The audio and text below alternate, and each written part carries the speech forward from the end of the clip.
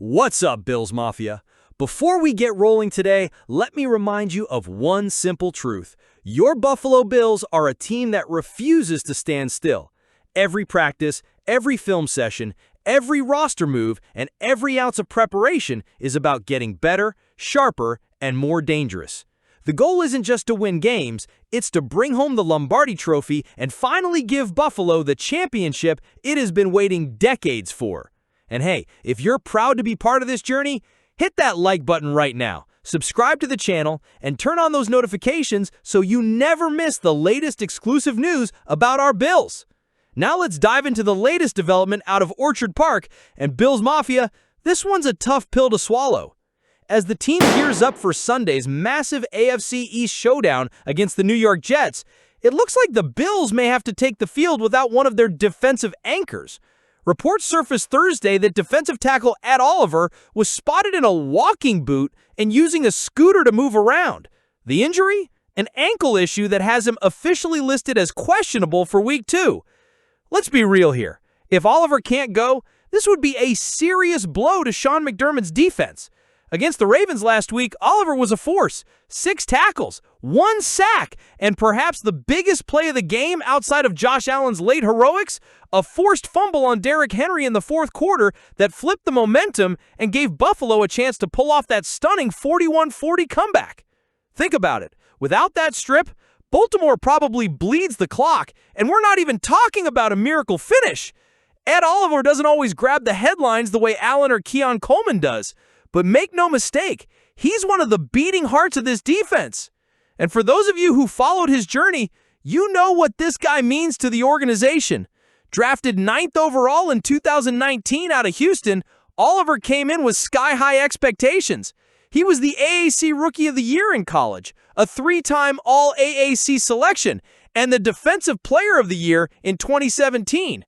He's brought that pedigree to the NFL and has steadily developed into one of the most disruptive interior linemen in the game. Just last season, he racked up a career-high 9.5 sacks, showing he's not just a run stuffer, but also a serious pass rush threat from the inside. Over 93 career games, Oliver has built a reputation for relentless energy, toughness, and playmaking ability when the Bills need it most. Losing him, even for a week, is no small matter. And here's the kicker. This isn't just any game. This is the Jets. This is the start of the divisional gauntlet. And if you want to win the AFC East, you gotta win these battles. The Jets, for all their struggles in Week 1, still put up 32 points against the Steelers. Justin Fields is dangerous with his legs and improving with his arm. Pair that with a running back room that can wear down defenses, and suddenly Oliver's absence in the middle becomes a storyline worth watching. Sean McDermott and his staff will need answers if Oliver can't go. Do they lean on Daquan Jones even more? Does Jordan Phillips get more snaps? Or could this be an opportunity for someone like Phidarian Mathis, the newest addition to the Bills' practice squad, to show he belongs on the active roster sooner rather than later? The timing of that signing is starting to look pretty interesting. Now, while Oliver's injury dominates the headlines, it's not the only issue the Bills are working through this week. Let's talk about something that nearly cost Buffalo in Week 1, the 2-point conversion problem. The Bills were 0 for 3 on 2-point tries against the Ravens. That's not just bad luck, it's a trend. If you go back to the AFC Championship game lost to Kansas City, Buffalo has now missed 5 straight 2-point attempts. And in games decided by razor-thin margins, those points matter a lot. Sean McDermott addressed it head-on this week. He said the team has to figure out whether it's execution, play design, or both.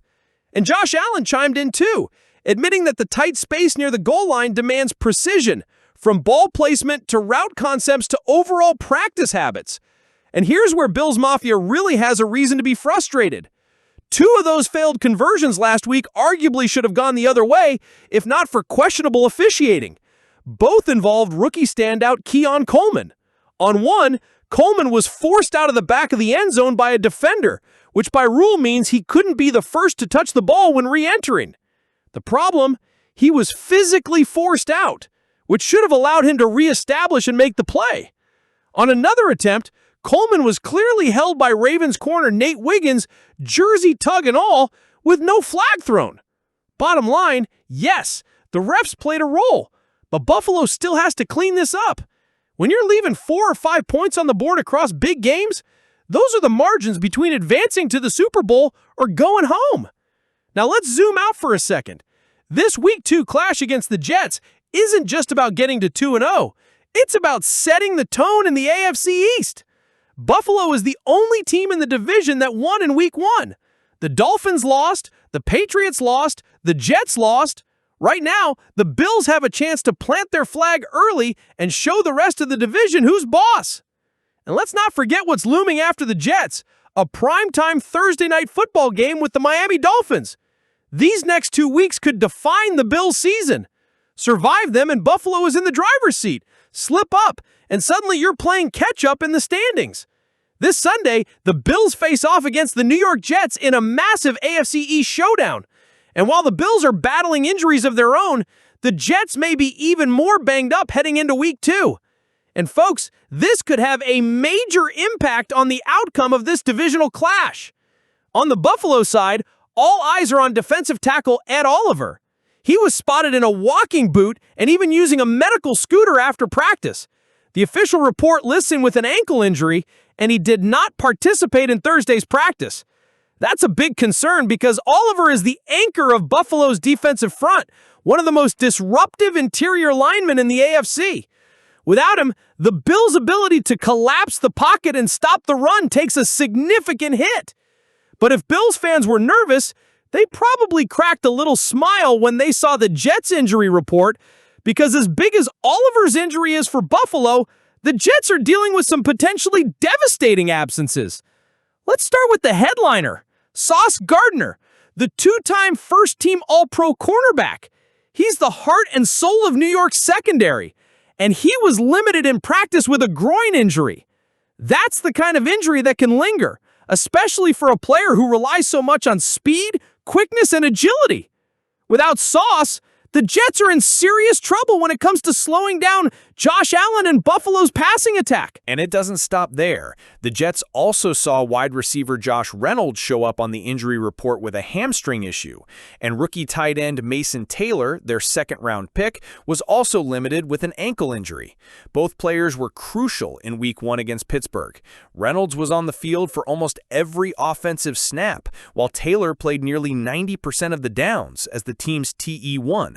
If Reynolds can't go, the Jets will probably turn to veteran Allen Lazard, but he was inactive in Week 1 and is still working his way back from camp issues. Lazard is steady, but he doesn't bring the same burst or chemistry to this current offense. If Taylor is out, then Jeremy Ruckert steps up, but again, he's not the same receiving threat. This Jets offense would immediately lose a lot of versatility. And it gets even worse for New York when you look at their cornerback depth. Beyond Sauce Gardner, the Jets have Michael Carter II, their top nickel corner, who is also banged up with a shoulder injury. He was limited in practice as well.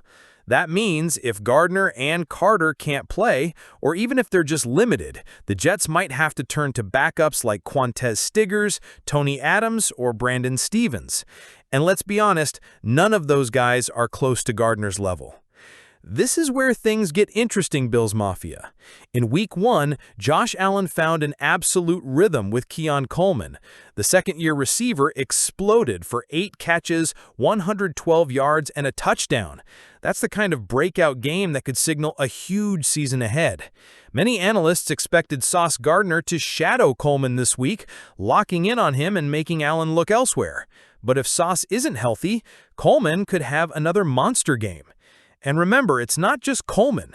The Bills still have Khalil Shakir, Dalton Kincaid, Curtis Samuel, and of course, Allen himself making magic when plays break down. This Jets secondary, already exposed in Week 1 when Aaron Rodgers threw for 244 yards and 4 touchdowns, might be on the verge of collapse if Gardner can't suit up. Now, let's not overlook the other side of the ball. The Jets still have a bruising ground game with Breece Hall and a defense that plays tough up front. But this team is walking into Week 2 limping, both figuratively and literally. Think about this. Late in the week, the Jets' injury report listed 6 key players dealing with issues: Gardner, Carter II, Reynolds, Taylor, Kent Nwakwu, and Jay Tufele. That's not just depth guys, that's starters and major contributors. If even 2 or 3 of them can't go, it completely changes the complexion of this matchup. And for the Bills, even without Ed Oliver, Sean McDermott has shown time and time again that his defense can step up in big games. The Bills' linebackers and secondary will have to carry a heavier load, but if the Jets' passing game is already weakened, the pressure is much lower.